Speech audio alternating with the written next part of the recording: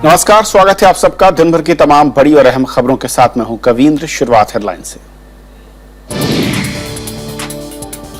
केंद्रीय वित्त मंत्री ने कहा, काले धन को सफेद करने में लगी है आम आदमी पार्टी। एसआईटी से जांच की आपने की मांग।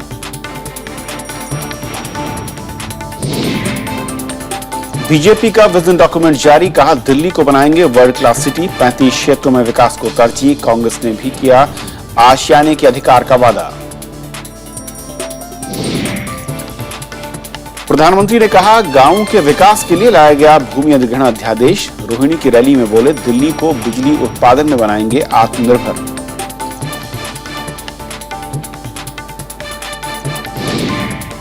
मौद्रिक नीति में ब्याज दरों में बदलाव नहीं। एसएलआर में आधा फीसदी की कटौती। पेट्रोल डीजल हुआ सस्ता। और पहाड़ों पर बर्फबारी से लोग बेहाल। जम्मू श्रीनगर हाईवे बंद होने से बढ़ी मुश्किलें। मैदानी इलाकों में बारिश से गिरा पारा।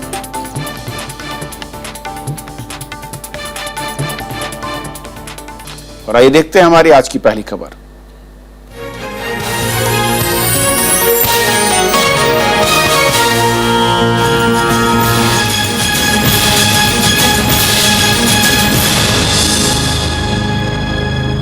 केंद्रीय वित्त मंत्री अरुण जेटली ने आज कहा कि आम आदमी पार्टी को 2 करोड़ रुपए का चंदा देने वाली कंपनियों की जांच होनी चाहिए। उधर आम आदमी पार्टी ने सभी दलों को अपने खातों की जांच कराने की चुनौती दी, तो कांग्रेस ने साफ साफ कहा कि वो अपने सभी विवरण हमेशा चुनाव आयोग को देती रही है।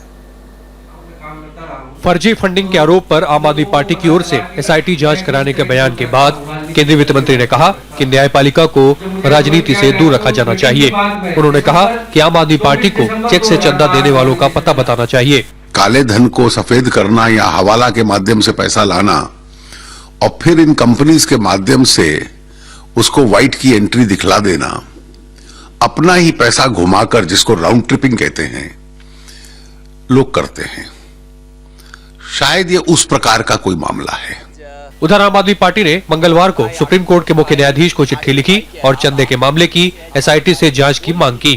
पार्टी ने इस बारे में बीजेपी और कांग्रेस पार्टी के राष्ट्रीय अध्यक्षों को भी चिट्ठी लिखी है। तो कांग्रेस, बीजेपी और आम आदमी पार्टी, इनके पिछले 5 वर्षों के हिसाब किताब की जांच एक एसआईटी के थ्रू कराएं और जिसकी भी हिसाब किताब में गड़बड़ी पाई जाए उसकी पार्टी की मान्यता रद्द की जाए और उसके पदाधिकारियों को यथोचित सजा जो माननीय न्यायालय देना चाहता हो वो दे। कांग्रेस ने चंदे के ब्यौरे के सवाल पर कहा कि वो हमेशा अपने सारे ब्यौरे चुनाव आयोग को सौंपती रही है। कानून के अंतर्गत ही हमारी फंडिंग होती है और हम उसके रिटर्न इलेक्शन कमीशन को बराबर भेजते, चाहे वो लोकसभा के इलेक्शन रहे हो चाहे विधानसभा के इलेक्शन रहे हो। ये गंभीर बात है। जेटली जी की अपनी पार्टी में क्या आ रहा है, लोकसभा में कहां से आया था ये पैसा, ये सवाल तो होना चाहिए। इस बीच आवाम नाम के एनजीओ ने आम आदमी पार्टी पर फर्जी फंडिंग हासिल करने से जुड़े सबूत मंगलवार को प्रेस कॉन्फ्रेंस करके फिर पेश किए। एक दिन पहले आवाम ने आम आदमी पार्टी पर फर्जी कंपनियों के जरिए 2 करोड़ रुपए चंदा लेने का आरोप लगाया था। Bureau report, Rajya Sabha TV.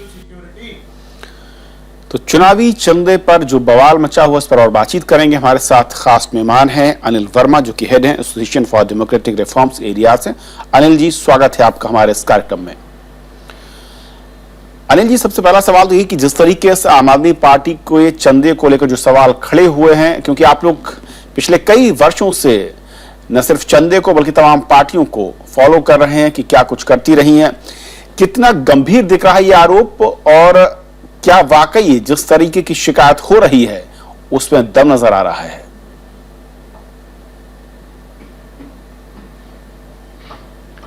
जी, ऐसा है। सभी पार्टियों के चंदे के मामले की जो पारदर्शिता है उसे तो और इम्प्रूव करने की ज़रूरत है। मैं आपको ये बताऊं कि अभी भी जो मौजूदा रूल्स हैं उसके हिसाब से जो 20,000 रुपए से ऊपर का चंदा है सिर्फ वही डोनेशन रिपोर्ट में दिखाया जाता है, जो कि जिसका तकरीबन 90% अमाउंट जो है वो कॉरपोरेट हाउसेज और बिजनेस हाउसेज देते हैं और 10% के करीब इंडिविजुअल्स देते हैं। और कई पार्टीज ऐसी हैं जैसे कि बीएसपी बहुजन समाज पार्टी, वो कहती है हमें 20,000 से ऊपर का कुछ रकम मिला ही नहीं है। तो 75% डोनेशंस जो political parties, national political parties की मैं बात कर रहा हूं, उसका हमें पता ही नहीं है कि वो किधर से आ रहा है। सिर्फ 25% जो चेक्स के और आरटीजीएस ट्रांसफर वगैरह के थ्रू आता है, उसकी रिपोर्ट में क्लियरली पता लगता है कि ये कहां से आया है। तो ये हमारी डिमांड बहुत पहले से रही है कि सभी पॉलिटिकल पार्टीज के डोनेशंस के बारे में ट्रांसपेरेंसी और बढ़ाने की जरूरत है। लेकिन अनिल जी, सवाल ये उठता है कि अगर कोई भी जो 20,000 से नीचे का आंकड़ा आपने कहा, उसमें चेक करना ठीक आप कह रहे हैं कि वो मुमकिन नहीं है, और पार्टियां फिलहाल उस एक ब्रैकेट है, उस रेखा से नीचे शो करती है अपना ज्यादातर चंदा। लेकिन अगर आम आदमी पार्टी के मामले को देखें, उसको अगर आधार बनाकर मैं पूछना चाहूं कि अगर कोई भी दानकर्ता 20 लाख, 50 लाख या कुछ एक मोटी रकम देता है, चाहे वो चेक के जरिए हो या फिर आरटीजीएस के जरिए यानी कि ऑनलाइन, क्या वाकई वो कंपनी कौन है, वो किस तरह के काम करती है, क्या इसका वेरिफिकेशन भी पार्टियां करती हैं या फिर कोई संस्था ऐसी, कोई सरकारी संस्था, कोई मैं कहूं कि दूसरी संस्थाएं जो कि फॉलो करती हों कि वाकई कहां से पैसा आ रहा है और जो नॉर्म्स हैं चुनावी चंदे को लेकर वो फॉलो हो रहे हैं कि नहीं हो रहे? जी देखिए, ऐसा है, दूसरी संस्था तो कोई ऐसे चेक नहीं करती है। जो ये जिम्मेवारी डोनर तो है ही, वो ठीक तरीके से होना चाहिए, लेकिन जो पॉलिटिकल पार्टी रिसीव कर रही है पैसा, उसकी भी जिम्मेवारी बनती है कि वो चेक करे कि कहाँ से ये पैसा आ रहा है हमारे पास। और अगर उनको लगता है कि ये ठीक रूट से नहीं है तो फिर उसको नहीं एक्सेप्ट करना चाहिए, क्योंकि आपको मालूम है कि इसके तो रूल्स बड़े क्लियर हैं। कंपनीज एक्ट का सेक्शन 293A में लिखा है कि जो कंपनी जिससे पैसा आता है वो 3 साल तक होनी चाहिए, उसको प्रॉफिट होना चाहिए, और उसको अपने प्रॉफिट एंड लॉस अकाउंट में ये जो डोनेशन देती है वो दिखानी चाहिए। अब इस मामले में कहा यह जा रहा है कि ये सब चीजें नहीं हुई हैं, तो उस हिसाब से ये गलत ही लगता है। लेकिन अनिल जी, यही मेरा सवाल कि अगर ये सब कुछ फॉलो नहीं हो रहा जो कंपनी लॉ के मुताबिक होना चाहिए था, तो फिर किस विभाग की और किन लोगों की जिम्मेदारी बनती है कि वो इसकी तस्दीक करें, क्रॉस चेक करें और इसके बाद कानूनी कार्रवाई करें, क्योंकि ये कभी दिखा नहीं इस तरह का।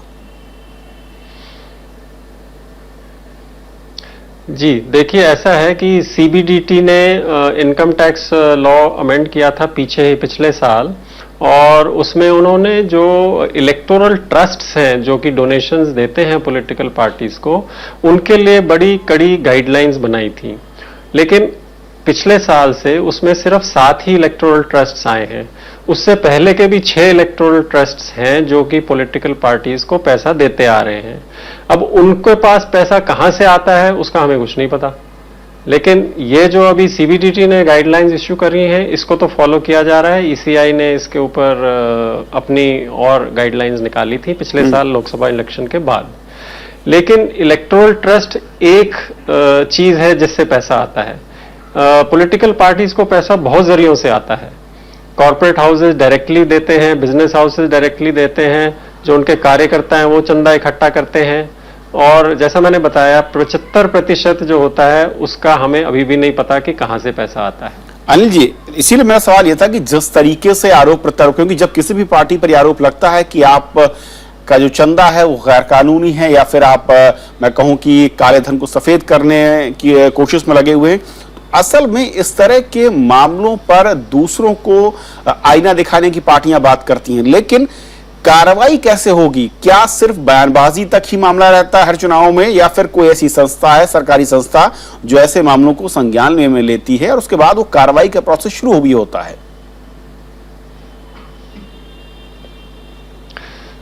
देखिए, इसके ऊपर कई कानून बने हुए हैं। Prevention of money laundering act है, इनकम टैक्स के अंदर भी कुछ प्रावधान है, कंपनीज एक्ट के अंदर कुछ प्रावधान है, लेकिन इन सब को ठीक से फॉलो नहीं किया जा रहा। अभी या तो इनकम टैक्स डिपार्टमेंट को जो income tax returns political parties भरती हैं साल में एक बार, उनका सही तरीके से तफ्तीश होनी चाहिए, या इलेक्शन कमीशन करे। इलेक्शन कमीशन बोलते हैं हमारे पास इतना स्टाफ नहीं है कि हम इसको इतना डिटेल में चेक किया जा सके। तो इस पे काफी ज्यादा ध्यान देने की जरूरत है और ये अच्छी बात है कि इस बारी ये मामला उछला है। तो हो सकता है अभी जैसे गवर्नमेंट ने एक स्टेटमेंट भी दिया था कल कि इसके ऊपर कुछ नया एक्ट या कुछ लीगल कार्रवाई करने की प्लान बना रहे हैं वो। लेकिन अनिल जी, देखना होगा कि सिर्फ चुनावी ये मुद्दा है या फिर वाकई इस रोग का इलाज ढूंढने की कवायद होती है। बहुत बहुत शुक्रिया इस पूरी बातचीत के लिए आपका। तो ये थी हमारी पहली खबर। छोटा सा ब्रेक और ब्रेक उस पार दिन भर की दूसरी बड़ी खबर।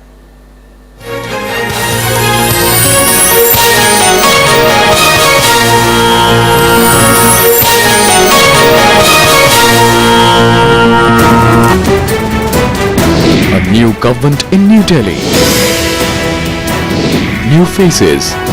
People are not investing because they are scared of your tax administration. New thinking. The auction process is a fair and good process. We cannot have a one-size-fits-all reform policy. For insights and perspective. Judiciary should be more concerned about corruption within itself. The Modi government slogan of अच्छे दिन आने वाले हैं.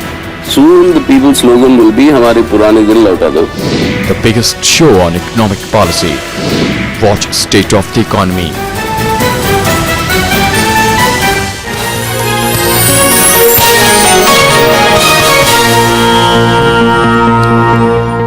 दिल्ली में चुनावों से महज 3 दिन पहले आज बीजेपी ने अपना विजन डॉक्यूमेंट जारी किया, जिसमें पार्टी ने 35 क्षेत्रों में विकास को रफ्तार देने की बात कही। साथ ही 24 घंटे बिजली पानी के साथ दिल्ली को स्मार्ट सिटी बनाने का वादा भी किया गया।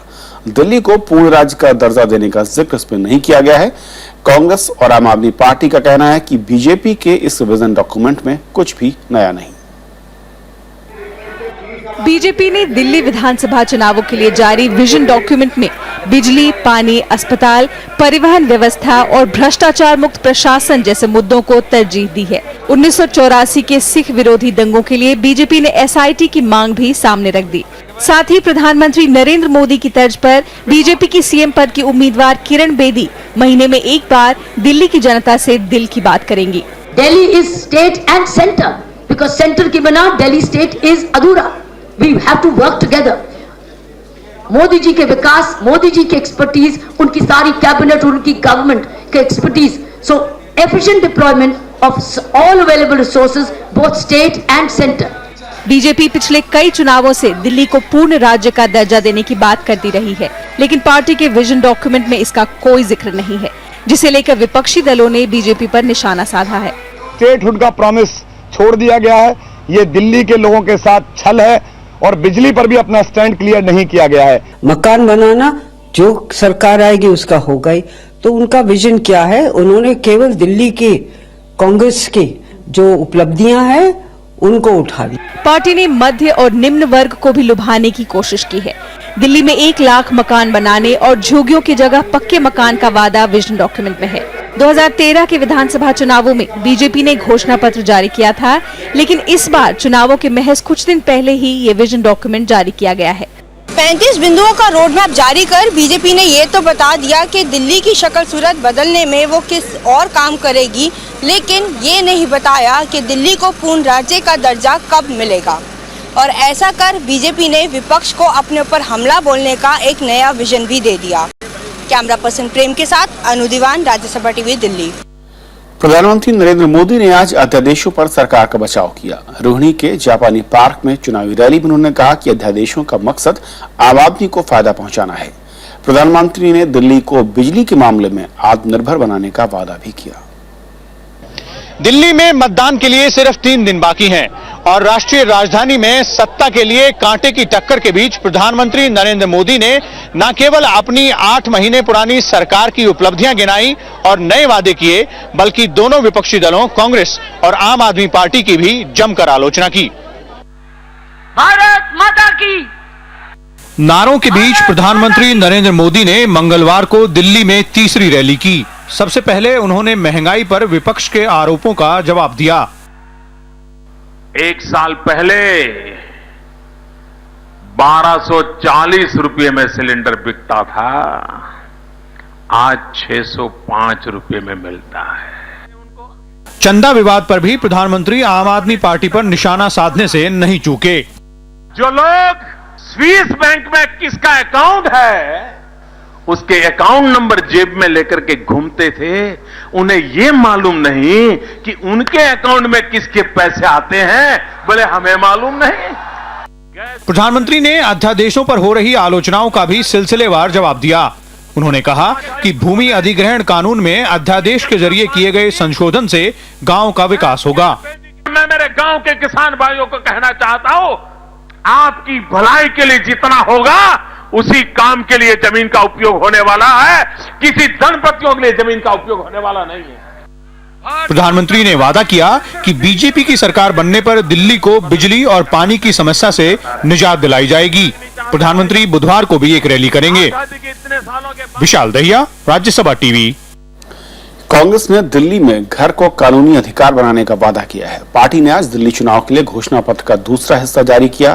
पार्टी ने मेट्रो का विस्तार और मोनो रेल शुरू करने की बात भी कही। दिल्ली चुनाव के लिए घोषणा पत्र का दूसरा हिस्सा जारी करते वक्त पार्टी के तमाम बड़े नेता मौजूद थे। पार्टी ने परिवहन सुविधाओं के विकास की बात करते हुए दिल्ली को लाल बत्ती मुक्त बनाने की दिशा में काम करने की बात कही।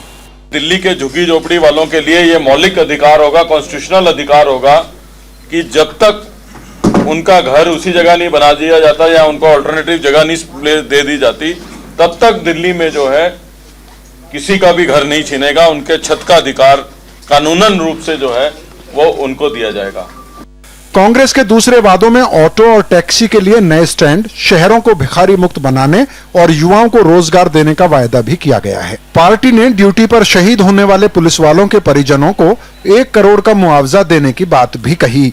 दिल्ली को डिसेबल फ्रेंडली सिटी बनाने का वायदा भी इसमें शामिल है। Right to livelihood for street vendors का कानून था, यानी उनका अधिकार, जीविका का अधिकार, यह कानून था जो हमारे रेहड़ी पटरी लगाने वाले लोग हैं, जिसको पार्लियामेंट से हमने पास कराया और इसको दिल्ली के अंदर लागू करना सबसे ज्यादा जरूरी है, जो कि लोकल बॉडीज इसको नहीं कर रही और दिल्ली सरकार इसको जल्दी से जल्दी इसके रूल्स को नोटिफाई करे। कांग्रेस ने 23 जनवरी को घोषणा पत्र का पहला हिस्सा जारी किया था। इसमें सस्ती बिजली के साथ मुफ्त सीवर कनेक्शन देने का वादा किया गया था। रविंद्र सिंह शोराण, राज्यसभा टीवी।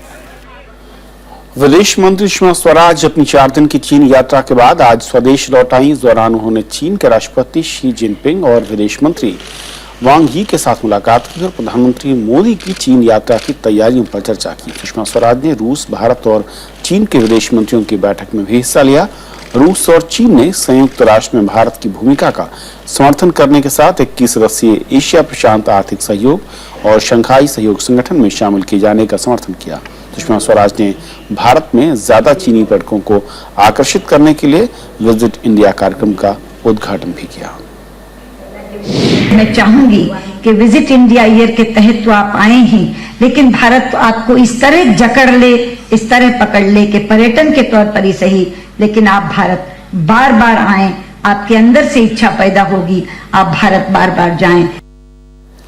अमेरिकी राष्ट्रपति बराक ओबामा ने पाकिस्तान को $1 अरब की वित्तीय मदद का प्रस्ताव रखा है। ओबामा ने अपने प्रस्तावित बजट में आतंकवाद के खिलाफ नागरिक और सेना की कोशिशों को तेज करने के लिए पाकिस्तान को वित्तीय सहायता की वकालत की। इसके अलावा पाकिस्तान को ये मदद परमाणु हथियारों के सुरक्षित रखरखाव, आर्थिक विकास और पड़ोसियों के साथ बेहतर रिश्ते कायम रखने के मकसद से प्रस्तावित की गई है।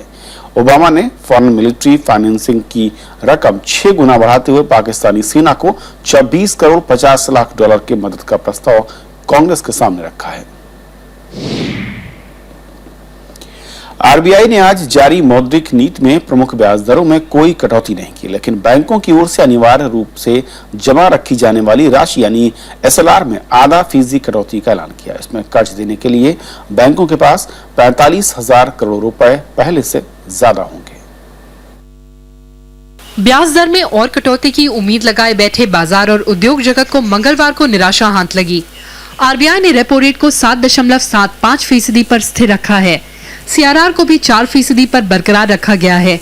हालांकि एसएलआर को 22 से घटाकर 21.5% कर दिया गया है।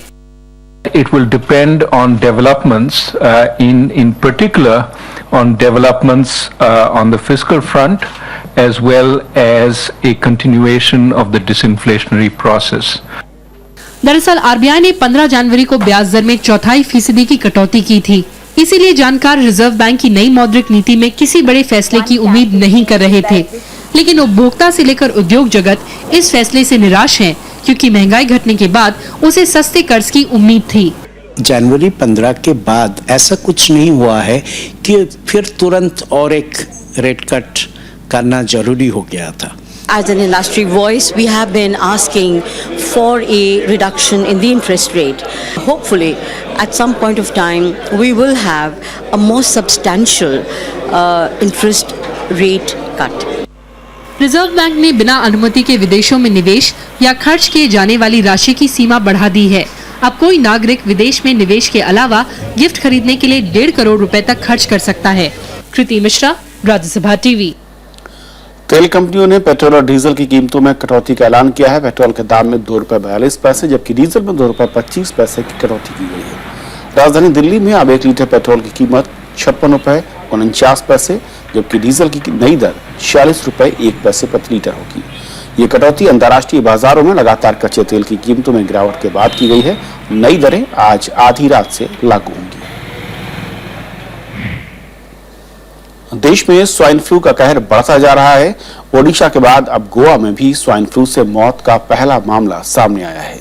इस तरह करीब 10 राज्यों में फैल चुके इस वायरस ने महीने भर के भीतर 195 लोगों की मौत हो चुकी है, जबकि कुल 2039 लोग इससे पीड़ित हुए हैं।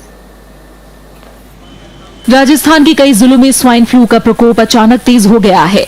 प्रदेश में एक महीने के अंदर 205 मामले सामने आए, जिनमें 52 की मौत हुई। वहीं हरियाणा में 8 लोग स्वाइन फ्लू की वजह से दम तोड़ चुके हैं।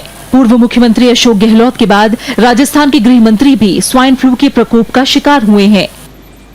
पूर्व मुख्यमंत्री से लेकर के वर्तमान अभी जो सरकार में है उन लोगों तक के उसके चपेट में है, तो आम आदमी का तो कौन कहे। और जहां पर लोगों का केवल ये तो वो आंकड़े हैं जो अस्पताल में आ गए हैं, लेकिन वो आंकड़े और भी ज्यादा हैं जो गांव में फैले हुए हैं और उन्हें पता तक नहीं लगता कि किस कारण से मौतें हो रही, किस प्रकार कारण से वो लोग बीमार पड़ रहे हैं। मध्य प्रदेश में भी स्वाइन फ्लू तेजी से फैल रहा है। 1 जनवरी से 1 फरवरी के बीच यहां 17 लोगों को जान गंवानी पड़ी है, जबकि इस दौरान गुजरात में 38 और महाराष्ट्र में 73 मामलों में से 22 लोगों की मौत हो गई। तेलंगाना में स्वाइन फ्लू के सबसे ज्यादा 629 लोग शिकार हुए, जिनमें 34 की जान चली गई। वहीं तमिलनाडु में H1N1 वायरस से अब तक 7 लोगों की मौत हुई है।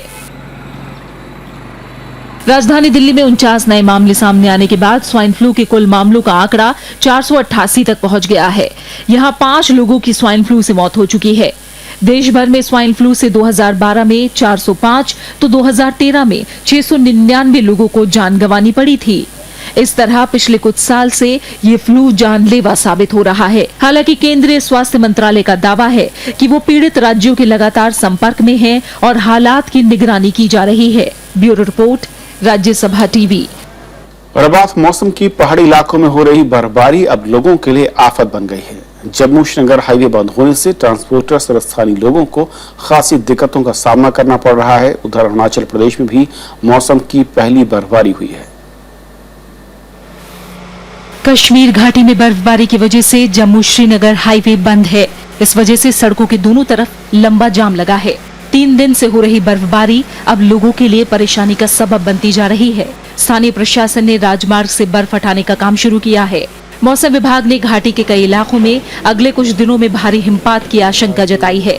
राज्य प्रशासन ने भी ऊंचाई वाले इलाकों में भूस्खलन की चेतावनी जारी की है। कई जगहों पर पैसेज पर ज्यादा स्नोफॉल है, दैट्स व्हाई वो क्लोज हो रखा है। अदरवाइज हमारी फौजें भी लगी हुई हैं इसको क्लियर करने में। बहुत परेशानी है। बर्फी वाले लोग जो हैं, लड़के कुछ बर्फी के लिए सुनकोट में जा रहे थे सर, ये सभी खज्जिल हैं, सभी परेशान हैं। हिमाचल प्रदेश के अलावा उत्तराखंड में भी बर्फबारी जारी है। मनाली में बर्फबारी से स्थानीय लोग परेशान हैं, तो सैलानी इसका जमकर लुत्फ उठा रहे हैं। बहुत एंजॉय कर रहा हूँ, इट्स लाइक 7 हेवन वाली बात है। बिल्कुल काफी अच्छा लग रहा है ऊपर से लेकर नीचे तक। पहाड़ों पर हो रही बर्फबारी का असर मैदानी इलाकों पर देखने को मिल रहा है। पंजाब, हरियाणा समेत उत्तर भारत के कुछ इलाकों में बारिश होने से पारा और गिर गया है। Bureau report, Rajya Sabha TV. तो खबरों के आज के सफर में इतना ही, लेकिन जाते जाते छोड़ जाते हैं देश और दुनिया की कुछ और बड़ी खबरों के साथ। नमस्कार। राष्ट्रीय मानवाधिकार आयोग ने दक्षिणी दिल्ली के एक चर्च में हुई तोड़फोड़ पर गृह मंत्रालय, दिल्ली सरकार और पुलिस से 10 दिन के अंदर रिपोर्ट मांगी है। शरारती तत्वों ने सोमवार को वसंत कुंज में सेल्फ एल्फोंसा चर्च को निशाना बनाया था। नवंबर 2014 से राजधानी में चर्च में तोड़फोड़ की ये 5वीं घटना है। पर्यावरण मंत्री प्रकाश जावड़ेकर ने आज जलवायु परिवर्तन पर CEEW की रिपोर्ट जारी की। रिपोर्ट के मुताबिक पेरिस में इस साल होने वाले जलवायु सम्मेलन में भारत की जरूरतों और चिंताओं का जिक्र है। पूर्वी बांग्लादेश में उपद्रवियों ने एक बस को निशाना बनाया, जिसमें 7 लोगों की मौत हो गई, जबकि 16 लोग घायल हुए हैं। यह हमला बांग्लादेश नेशनलिस्ट पार्टी की देशव्यापी हड़ताल के दौरान हुआ। नाइजीरिया में चुनावी रैली के दौरान हुए एक आत्मघाती हमले में राष्ट्रपति गुडलक जोनाथन बाल-बाल बच गए। इस हादसे में एक व्यक्ति की मौत हो गई, जबकि 18 लोग घायल हुए हैं। गुडलक अपनी पीपल्स डेमोक्रेटिक पार्टी की रैली को संबोधित कर रहे थे। हांगकांग में हजारों लोकतंत्र समर्थक सड़कों पर फिर उतर आए हैं। प्रदर्शनकारी 2017 में होने वाले गवर्नर चुनाव के लिए बनाए गए सख्त प्रावधानों का विरोध कर रहे हैं। इसके मुताबिक उम्मीदवारों को चुनाव लड़ने के लिए प्रशासन से मंजूरी जरूरी कर दी गई है। ऑस्ट्रेलिया एक दिवसीय रैंकिंग में 120 अंकों के साथ पहले पायदान पर है। आईसीसी की इस ताजा रैंकिंग में भारत 114 अंकों के साथ दूसरे और दक्षिण अफ्रीका 113 अंकों के साथ तीसरे पायदान पर है, जबकि न्यूजीलैंड और पाकिस्तान छठे और 7वें पायदान पर मौजूद हैं।